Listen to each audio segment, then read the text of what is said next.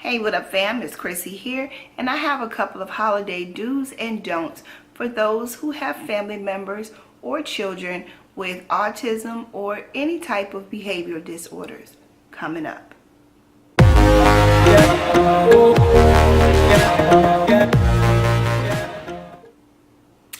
Okay guys, today I want to talk to you about something that's near and dear to my heart, and that is autism and behavioral disorders.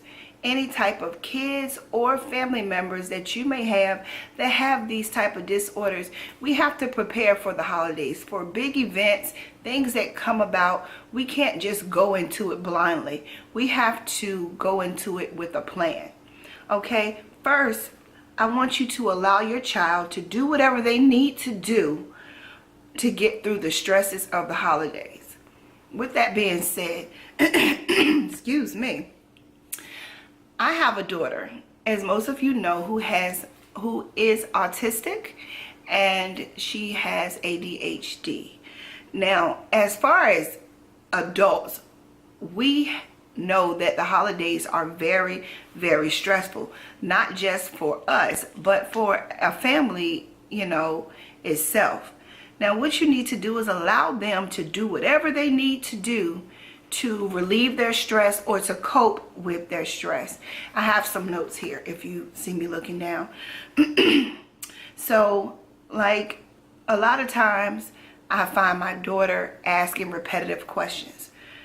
She may flap her hands. She may want to hold her small toys. She may do something that helps her cope with the hustle and bustle of stress during the holidays. They're going to see people that they haven't seen in a long time. Everybody's going to want to touch them. They're going to want to hug them. But we have to allow them to do what makes them comfortable so that everybody can have a smooth holiday.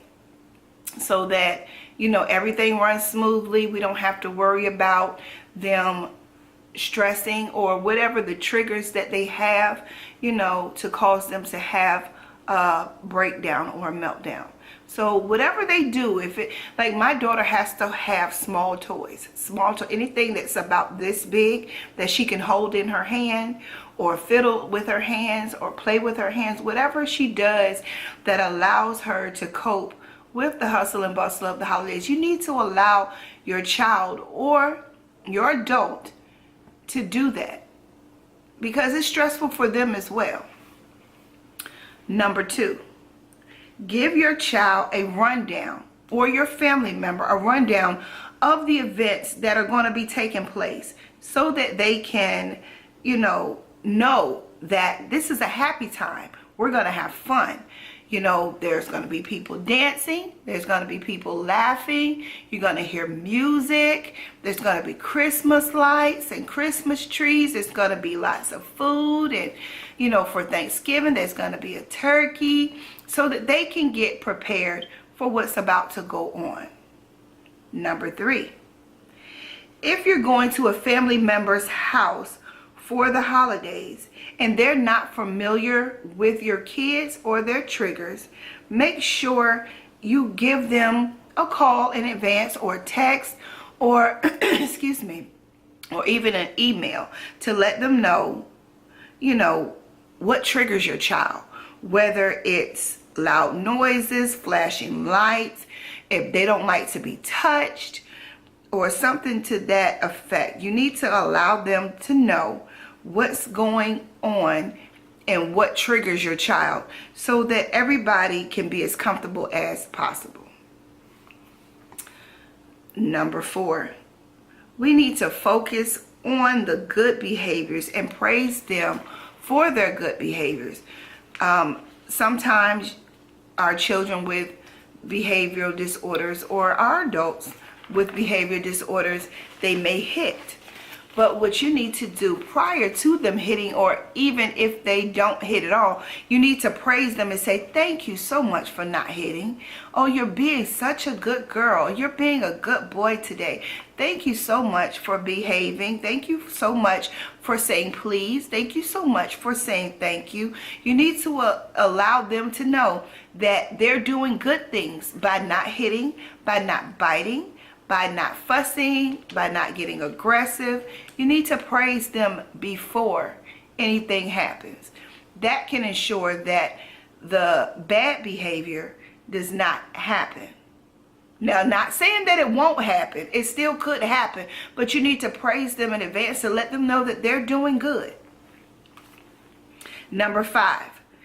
If, for instance, you're going to grandma's house or auntie's house, you need to beforehand find a place in the house or in the area away from all the hustle and bustle of the holidays that you can have quiet time with your family member, whether, like I said, it be a child or an adult, so that they can have that one-on-one time, that quiet time with you, so they can regroup from all of the loudness and the, you know, the singing and the music. Because sometimes constant loudness, constant noises, constant touching, constant singing, that can be rather stressful and it can cause a trigger. Number 6, before you go on your trip, if you're going on a trip this year, before you go, make sure you practice.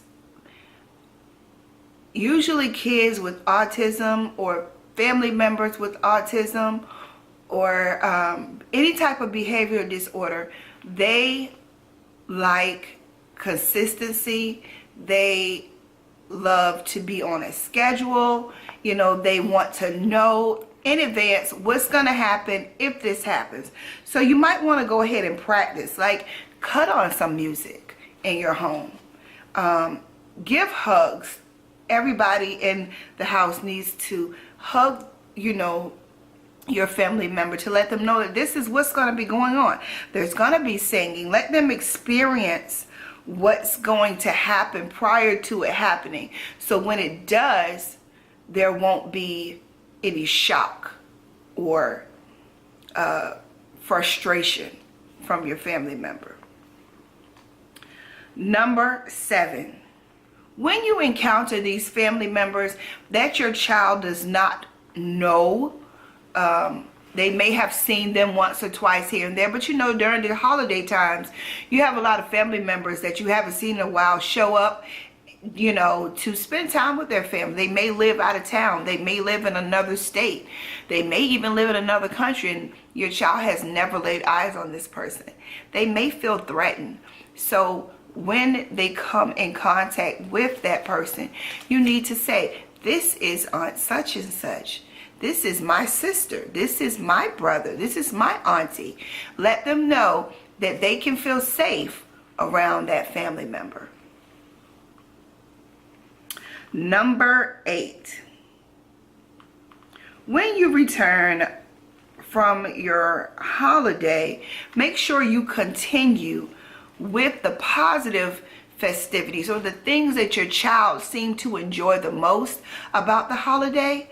Make sure you continue that, whether it be music or singing or dancing or, you know, gathering at a table or talking. Make sure you continue that wonderful experience that they had during the holidays.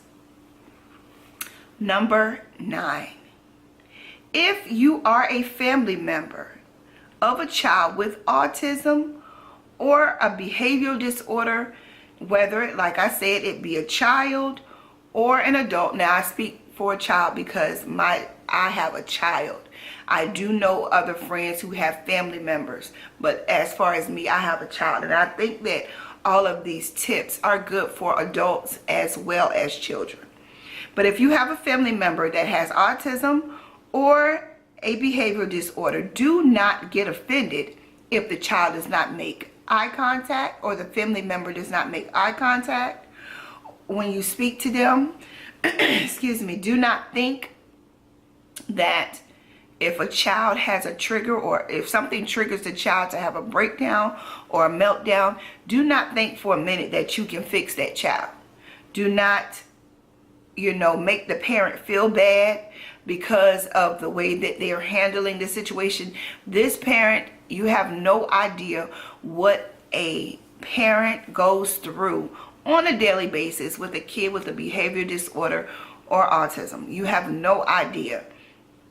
We're going to get offended because at the end of the day, what you don't realize are the parents are the number one advocates for our children.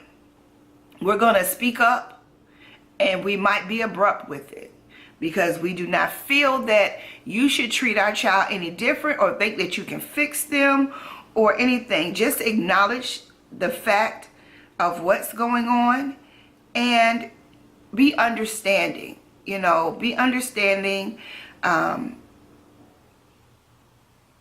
just not make a big deal out of it.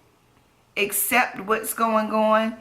And, if you see that the parent is getting frustrated, because sometimes we do get embarrassed. We do, feel like, calm down, we're not doing this. We're having fun. We're going to have a good time.